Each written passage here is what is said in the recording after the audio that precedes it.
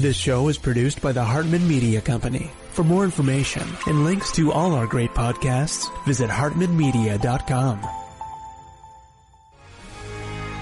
Welcome to the American Monetary Association's podcast, where we explore how monetary policy impacts the real lives of real people and the action steps necessary to preserve wealth and enhance one's lifestyle. It's my pleasure to welcome Nicholas Bloom. He is a William D. Eberly Professor of Economics at Stanford University, co-director of the Productivity, Innovation, and Entrepreneurship Program at the National Bureau of Economic Research, and senior fellow at the Stanford Institute for Economic Policy Research. Nick, welcome. How are you? Great. Yeah, thank you for having me on the show. It's good to have you. And you know, it's interesting because both you and I have been doing a lot of thinking and research and just pondering what is changing in the world of economics, especially as it relates to real estate. You've been talking a lot about remote work. You know, this was already happening, of course. COVID accelerated it. I think that the civil unrest, the riots accelerated it as well. You know, just give us your broad thoughts and then we'll dive in more deeply. Yeah. So, I mean, COVID has just been an explosion of working from home. I'm going to talk a bit about numbers, and just to explain, I'm not pulling these from thin air. I have been doing a long research project with co-authors from ITAM in Mexico and Chicago, where we've been interviewing 2,500 Americans aged 20 to 64 that earned $20,000 or more last year. So you have this panel of people we've interviewing 2,500 of them per month, plus around 1,000 firms, and talking to a bunch of execs. And, you know, some basic stylized facts is working from home has absolutely exploded. So pre-pandemic, 5% of full working days in the US were working from home. So it's very rare. 95% of days on the business premises. At the peak of the pandemic, that went up to 60%, which is like an enormous increase. So America during May, June, July, April was basically a working from home economy. Right now, it's back down to around 50%, and we forecast eventually it's going to drop back down to around 25% post-pandemic. So sure, it's going down, but just to point out, there is a sea change versus a year ago to what we're going to see after COVID, with a dramatic increase in working from home.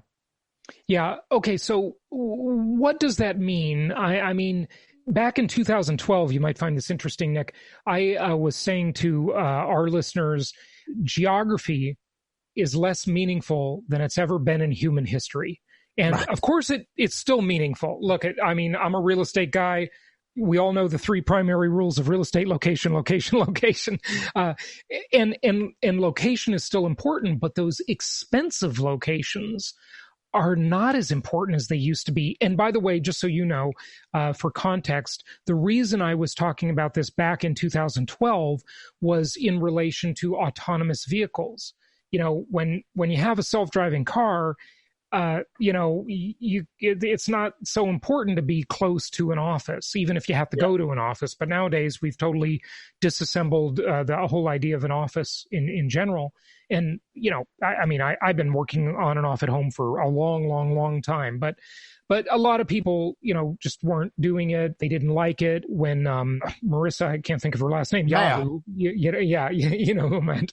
When she took over at Yahoo for her reign, she said, everybody come back to the office, right? And she didn't like the remote workforce. But I actually interviewed her. So I spoke to her about a month ago at some detail. So I can give you exactly as you're going, this has a huge impact on real estate. So why don't I, to preface what I'm going to say, explain what the future of work from home looks like, from, endless just talking to execs like Marissa Mayer, like Eric Yuan, the CEO of Zoom, etc. So the story we see is, right now, there are two types of workers. There are those that can work from home, me and you, and probably honestly, most of your listeners. They tend to have a college degree.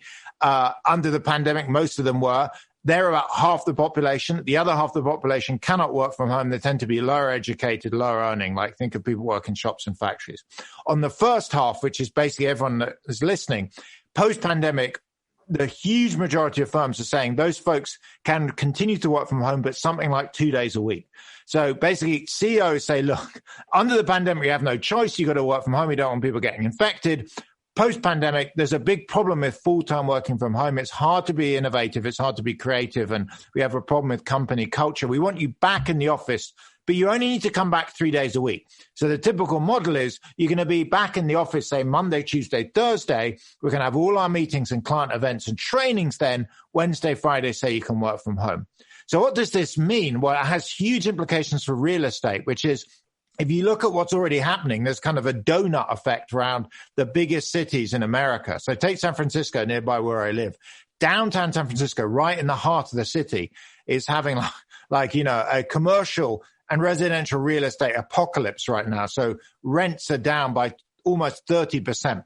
And why is that? Because if you only need to be in the office right now, basically no days a week, but longer run, say 3 days a week, you don't need to live in the central business district. You can live, say, an hour away. What's doing really well is the suburbs of nice cities. So where I live in Palo Alto is actually doing very well. East Bay is doing really well. North out, beyond Berkeley is doing really well. The same with big cities across the US. So a lot of people have made the, very rational decision. If I'm only going to come into work 3 days a week, I'm less exposed to my commute and I care more about the quality of my home. So if I was to invest in commercial real estate, I would be going, short, as in selling stuff right in the central business district, the very heart of downtown Manhattan Island, and actually buying up the stuff that's about an hour outside. And that's, exactly what the market's doing. So first off, we don't know if that whole idea of, hey, you need to come in, post-pandemic, that's just what, managers are sort of wishing for because they're not used to managing a remote workforce yet, right? They're getting used to it. And there are all kinds of great technology tools that make that more plausible nowadays.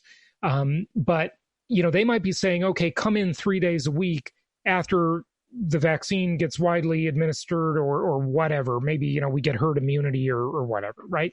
So, that might change. And the thing that's interesting about it is that we're just seeing phase one of this now.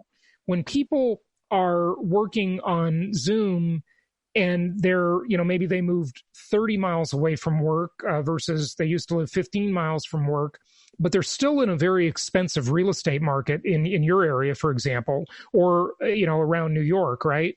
All those markets are still very expensive, even if they're not in downtown San Francisco or downtown Manhattan. But they're going to start to think, well, if I'm communicating at the speed of light, does it even matter? Can I just be 500 or 1,000 miles away and live in a much, much less expensive location where I can get some more land, some more breathing room? Maybe they'll decide that they like suburbia. And in the cities are offering a lot less than they used to. A lot of these businesses won't reopen that made the city attractive, right? A lot of the restaurants won't reopen. San Francisco, New York are certainly having that problem. Thoughts? Like phase two. No, exactly right. So I'm actually working on a paper right now. It's about to go out like this week called Why Working From Home Will Stick. So to be clear, working from home was already on an upward trend. So it was doubling roughly every 12 years before the pandemic. The pandemic has accelerated kind of 40 years of this. So what you hear from managers and in surveys from employees is we actually like working from home, but we also like being in the office. So full-time in the office, which was pre-pandemic, is kind of dead. But I think full-time working from home, we all, for many of us who are experiencing this, is not perfect. And a lot of people are getting depressed. The three complaints we hear from managers is depression, innovation, and issues around company culture. So I think long run, it's going to be much more of a mixed mode. So if you think about what you do on a day-to-day basis, there's a certain amount of work that's with other people that's more effective to come in. And there's a certain amount of work that's on your own, reading, report writing, and it's often not critical. And that work can be shuffled into a couple of days a week. So, then the question is, where do you live? So on the one extent, you could say, look, well, let's all move to Wyoming or Alaska, the great wilderness. The problem is, coming in for those 2-3 days a week is incredibly painful. In fact, I've interviewed firms that have... If they're going to come in, that's the sort of the question I'm posing, but okay. I think the experience now speaks from... sure, there'll be some firms like Quora that have said they're going to be fully remote, but they are the very small minority. And in fact, there's a friend of mine, Chrissy Johnson, that runs... I've spoken to 2 or 3 companies that run entirely remote firms and were doing it before the pandemic. And what they used to do is they would meet up at Houston Airport. Or Chicago, like once a month for a couple of days to socialize because they just couldn't quite do it without any face-to-face time. So I don't see most firms going to fully remote. It just is not what managers want. It's not what they're telling us. They're not entirely happy with it right now. And so, sure, I'm not saying there aren't some outliers, and there are also some other outliers like Netflix. Reed Hastings says he wants basically everyone back in the office full time. The typical firm is going to slowly slide back into 3 days a week. I just don't think they'll go beyond that. Yeah, right. So that's the work from home component. Anything else you want to say about the work from home component? Because I'd like to talk about the economics in general, talk about, the money printing and the possibility of inflation or what's coming down the pike. No, sure. I mean, the work from home is kind of like, it's still true in America. You want to get the right city. If you just look at the growth of cities and the economies of certain areas, the coasts have done really well.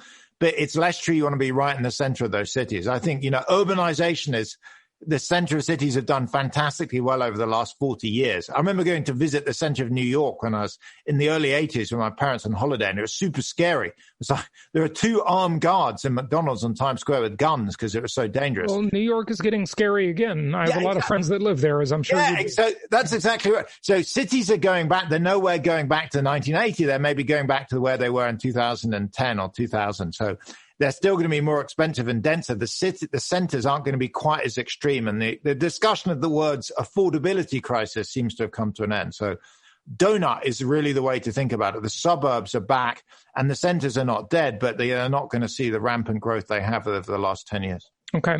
So what about the broader economy? Talk to us about that, if you would, especially what we can expect in the future. So, there's 2 phenomena going on. One is what I call like the square root recession. So basically we had a massive drop, as we know, in the middle of this year. We got about half of it back. So quarter 2 2020 was horrific. GDP is down about 15% versus the end of last year, actually. We got about half of that back in quarter 3. But then the recovery at this point is kind of petering out. So this is a square root sense in which you had a big drop, half of a recovery, and then it's moving sideways again. And so that's the big trend. And it's going to take another probably 4 or 5 years, I've thought, to get back to where we were in 2019. So much as we saw the last time around 2008, 2009, it took almost a decade to recover. I think it's going to take about 5 years at least to recover. And why is that? Well, once firms go bankrupt, it's hard to restart those companies. When people lose their jobs, it's hard to get reemployed. The other shorter run fluctuation is obviously what's called the W-shaped recession, the second lockdown. And, out in California, I'm sure the whole country, there's just an explosion of COVID right now. And so that is going to basically kill the end of this year and the beginning of next year as lockdown accelerates. So we're in for a kind of a second mini dip. And then presumably when the vaccine rolls out in March, April en masse, we'll see a bit of a recovery. But, the bigger picture is we're on the right path, but we are not going back to 2019, I don't think, for another 3, 4, 5 years, certainly not in terms of things like unemployment. Some people thinking more conspiratorially, of course, think that the powers that be have really taken advantage of COVID and made it a much bigger deal than it really is. You've heard all these arguments, of course. I'm just wondering what you think about that. And the component of that that's really interesting to me is that in the latter part of 2019, the repo market was signaling very dire problems with the economic machine. And then this came along and everybody stopped talking about that. It's interesting, to say the least. Is this maybe, been a good opportunity to sort of paper over other problems that were already there but weren't seen by the general public yet? But the people in the know that understood how things worked, in the system, were really talking about the repo market and how it was just collapsing in the fall of 2019. Yeah, I mean, there are long-run trends in the US that were not healthy. So just to be clear, if you look at, for example, growth and productivity growth, it's been declining slowly over the last, 50 years. And you see that in the last 20 years in interest rates. So interest rates are incredibly low even before the pandemic. They were kind of glued almost towards zero. And repo markets and other bond markets don't work that well with incredibly low interest rates, and particularly when things go negative, various markets and banks have problems even current and capital accounts. So there are already issues. I mean, my own personal view is there's a huge debate about how much to lock down. Early on, to be honest, I wasn't so certain we wanted such an extensive lockdown. I think by now it's pretty clear we would have been better off having a much faster and more aggressive lockdown if you look at Asia. So Asia is very tough, managed to lock down aggressively in a way that would never fly in the, you can hear I'm British. It wouldn't fly in the UK, Europe, the US, people, there's some sense of personal freedom, which is good. I like our society that way, but it meant it's hard to have the full lockdown. As a result, the virus, it's kind of like a fighter. You keep punching him, he falls down, but you never knock him out. And so he keeps coming back up. It's like those horror movies, the deadly monster never goes away. Unfortunately, this virus, what's happening now is we're having a resurgence. And whether or not you want to regulate, you would just see consumers and workers from talking to firms don't want to go out and get infected. So the best way to honestly, fix the economy is to get rid of the virus. And by now it's lockdown in the short run, but the main hope we're all pinning is on vaccines. So more unemployment, more small business closures. I mean, there's this massive consolidation going on. I mean, this is causing, the big businesses, they can survive, they can issue bonds. The stock market is doing great, but small businesses can't survive this. What do you think that means for our future?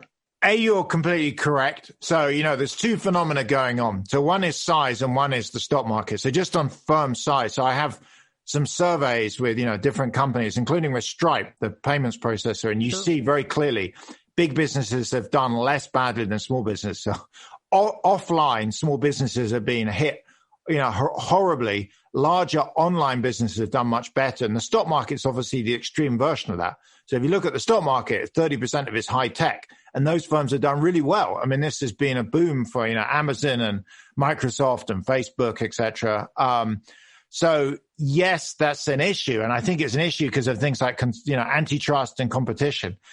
I don't think now, as in, December 2020 is the time to deal with this. But much like if you cast your mind back to 2008, 2009, because of the global financial crisis, we had too much banking concentration. By 2021, 2022, we're going to have a kind of hangover effect of the pandemic that we're going to have too much concentration in markets. So, yeah, I think, antitrust, encouraging new business creation is going to be important because we've lost a lot of small businesses and we have very concentrated markets. That's not good. But in the short run, I guess I'd focus on kind of getting through this, and in the longer run, come back to deal with high concentration issues. There's going to be no appetite for this antitrust, movement against Google. That's just going to evaporate, I'll bet, which I think is very sad because I think these companies have way too much power, and I think they're abusing the power. Now, you may disagree. You're sitting at Stanford, so I know a lot of these people are your students and so forth. But I just think the big tech companies are becoming pretty scary, frankly. No, I mean they are. They're also put in an incredibly hard position on regulating what isn't and is not. I mean, the tech companies, and Mark Zuckerberg, just take an example, never set out to be, controlling what is and is not said online, or Jack Dorsey at Twitter. And I don't have a solution. I'm aware of the problem. Let's see, I'm generally pretty free market. So I'm somewhat nervous about going up and ripping up all of these companies because historically it hasn't worked out well. I mean, government, does not have a great track record at going and breaking up large successful companies. But well, I couldn't agree with you more, but unfortunately these giant companies have armies of lobbyists, so they've become the government. And interestingly, the government can use them by exchanging favoritism, of course. We won't bother you and we'll let you run your duopoly if you'll do the censorship for us. See, the government can't censor speech, but they can use tech companies as a proxy to censor. So there's all kinds of strange bedfellows and things going on. But if you have anything to say about that, feel free. But back to the kind of the topic at hand, what I've called this, you mentioned the square root. Back in February, I was talking about the modified square root, which means a square root starts low, goes down, and comes up higher.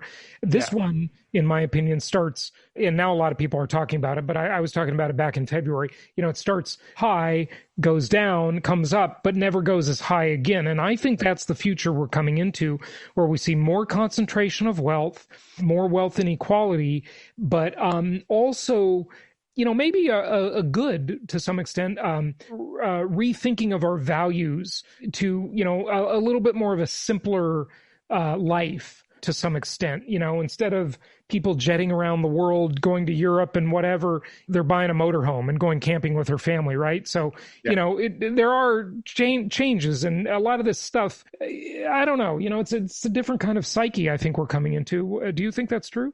No, absolutely. Look, on the economy, I think we're going to be permanently about 4 to 5% poorer. So I have surveys of firm expectations. You just see a downward shift in the level. So we're just not going to get back to where we were in 2019. We're just, it's like we've taken a downward shift and we're back to basically track, but we're 4 or 5% poorer. So we will forever now be 4 or 5% poorer because of the pandemic. That's a lot of money. It's a couple of years worth of growth. It's better than it was in the middle of this year when we were about 12% down, but we'll never get back to square one. And in terms of simpler life, I don't have any data on this, but yes, it's clear from surveys I've seen, there's clearly massive demand for business travel is down almost 50%. Leisure travel, I was actually looking today at something else, but, flights are down over tourism right now is down over 90% in terms of kind of international travel. I personally think that's probably good. My sense is there's too much traveling around, it's putting out a lot of emissions into the upper atmosphere, which is pretty awful for climate. There's a big distortion that aviation fuel is never taxed. So just to be clear, because it's, as a plane, you can buy your fuel either in, in London or Paris, it's very hard for governments to tax that stuff. So it's effectively very cheap in comparison to driving your car. So there's a huge distortion in the system. So yeah, personally, if you could fly, I'm flying. I haven't been in an airport since March. I used to fly 20, 30 times a year, and I haven't been. I'm the same. I was getting on a plane 2, maybe even 3 times a month, and I haven't flown since late January or early February. Yeah, exactly. I'm happy. It's nice. I know it is very nice. So I did with the Atlanta Fed. We've been running a survey called the Survey of Business Uncertainty, where we asked some other questions about 500 U.S. businesses, and one of them we asked them about the future of business travel, and their forecast is it's going to be down by about 40% post-COVID, and one big driver is the number of online meetings. We asked them what share of meetings with external people like customers and investors was online pre-pandemic. The number's 15%. They said post-pandemic it's like 50%. So not surprisingly, a lot of stuff we just don't need to fly around to do anymore. I couldn't agree more, and I think it's great that people have been forced to adapt to that because it's just a lot easier, a lot less expensive, a lot more efficient. Which brings me back, and maybe we'll close with this because you've really studied the working at home concept. I didn't ask you this before, Nick, but are people more or less productive working at home? This is, the $1 million question. Maybe nobody knows the answer because it's spotty. But what is your answer to that? So, this is what I got into this topic working on that. I did a big randomized control trial on working from home like a decade ago with 500 people. So I'll give you this 2-part answer. In the short run, it seems like, which is doing the same old, it seems like people are actually more productive. And the reason is you work a bit more time because you basically save your commute, and you also are more efficient because there's less disruptions. So however disruptive you think home is, this is, not under lockdown. Under lockdown, I have 4 kids. That's pretty horrible with kids coming in and out. But normally people are actually more productive doing the same old, as in short run productivity is higher. Without boring you, there's a lot of different data and evidence on that. The thing that I think is problematic is what I call long run, which is being creative and innovative. And that I don't think works as well at home. And that's why after the pandemic, you need to come back in for probably 2-3 days a week. So, post-pandemic, you can think is a win-win. If we can come into work 3 days a week, it's good for businesses. People are more productive and, businesses are more profitable and we're happier off. It's very clear people prefer to work from home for a couple of days a week. Currently, it's kind of unpleasant. We're there 5 days a week, and we got kids running around with sharing rooms, spouses and spotty broadband, etc. But long run, one of the few upsides. In fact, the question I get asked endlessly by executives, and we were talking about it in the warm up to this interview, is why on earth didn't we do this earlier? Like Skype. Right. Video calls and cloud and laptops and email have been around for a long time. I did a big project in 2010 where I mentioned 500 people and had them work from home. We did it in a week. So, why haven't more businesses been doing that? And that's the question that comes up all the time now. But at least people are recognizing that one silver lining of the pandemic. Yeah, absolutely. So I don't know if I got a clear answer on it. We talked about how the economy will be smaller, and I agree with you there. The world economy will be smaller. I mean, just take the tourism down a notch and the business travel down a notch, and suddenly a lot of economies get a lot smaller just for that alone. But with all the money printing, inflation in the future? I've always worried about that. I have to say right now, the forecast from the experts, if you look at, without getting too technical, like tips you can get from market forecast prices of inflation, they don't seem to see much evidence for it. In the last month, there's been a bit of a tick up in inflation forecasts. They're still very low. So somewhat surprisingly, honestly, my own view is we pumped huge amounts of money out into the economy. We don't see any evidence of inflation yet.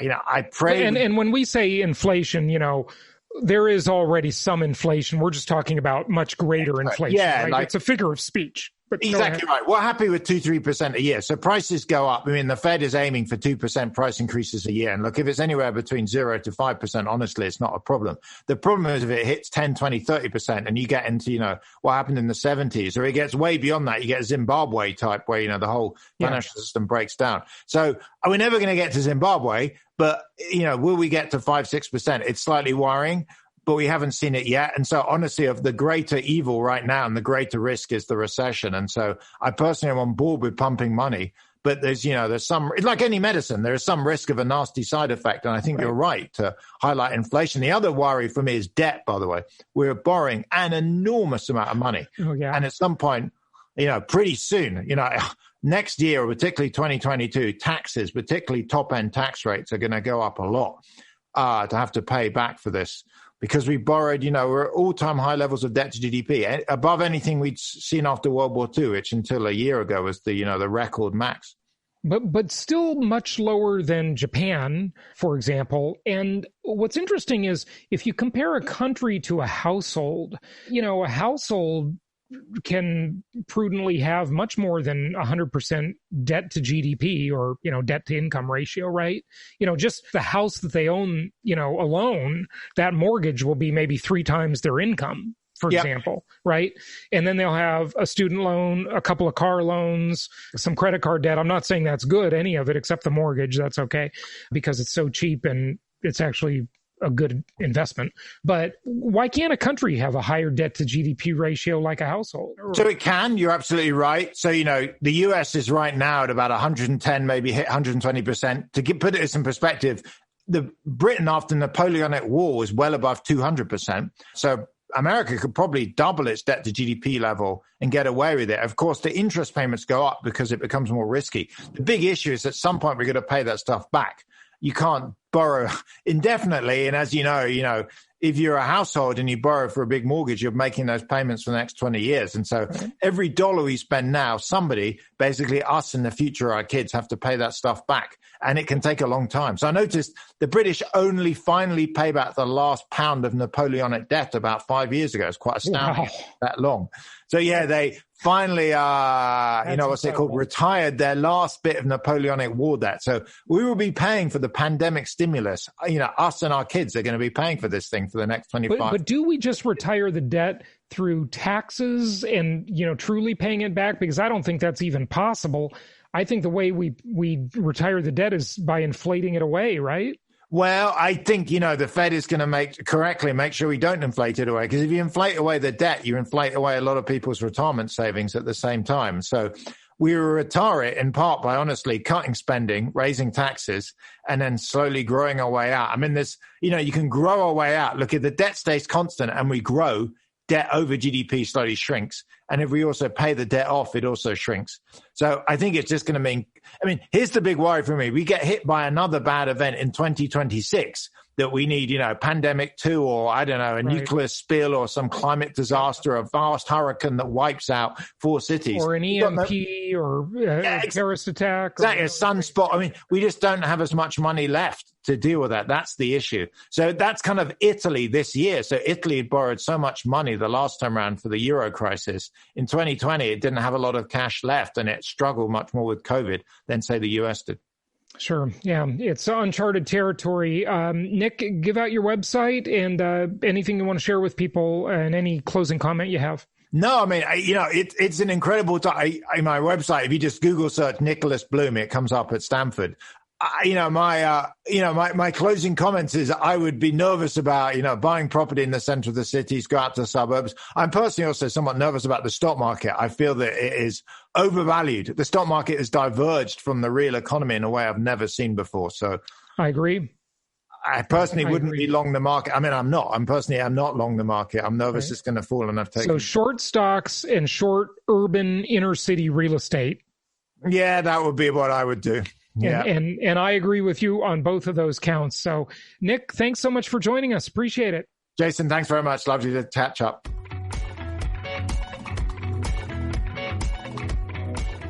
Thank you so much for listening. Please be sure to subscribe so that you don't miss any episodes. Be sure to check out the show's specific website and our general website, hartmanmedia.com, for appropriate disclaimers and terms of service. Remember that guest opinions are their own, and if you require specific legal or tax advice or advice in any other specialized area, please consult an appropriate professional. And we also very much appreciate you reviewing the show. Please go to iTunes or Stitcher Radio or whatever platform you're using and write a review for the show. We would very much appreciate that. And be sure to make it official and subscribe so you do not miss any episodes. We look forward to seeing you on the next episode.